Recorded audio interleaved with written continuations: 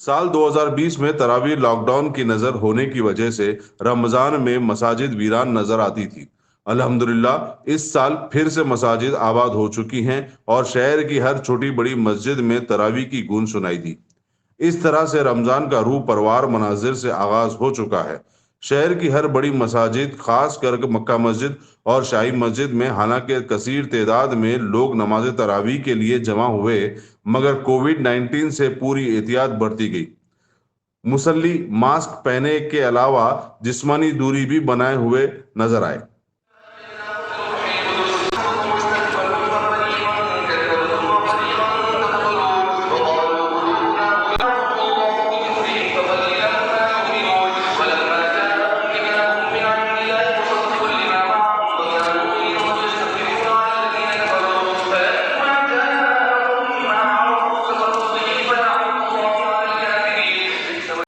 الآيات لعلكم تتفكرون في الدنيا والآخرة ويسألونك عن اليتامى قل إصلاح لهم خير وإن تخالطوهم فإخوانكم والله يعلم المفسد من المصلح حتى يؤمن ولأمة مؤمنة خير من مشركة ولو أعجبتكم ولا تنكحوا المشركين حتى يؤمنوا ولعبد مؤمن خير من مشرك ولو أعجبكم أولئك يدعون إلى النار والله يدعو إلى الجنة والمغفرة بإذنه ويبين آياته للناس لعلهم يتذكرون ويسألونك عن المحيض قل هو أذى فاعتزلوا النساء في المحيض فلا تقربوهن حتى يطهرن فإذا تطهرن فأتوهن من حيث أمركم الله إن الله يحب التوابين ويحب المتطهرين.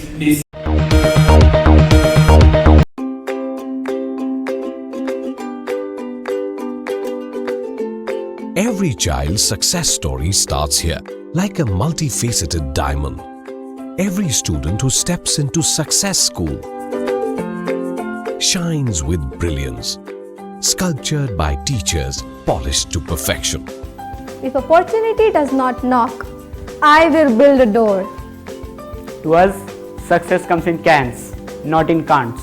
Success is falling 9 times, getting up 10.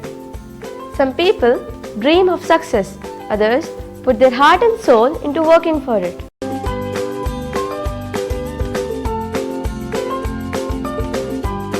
Success, finding oneself.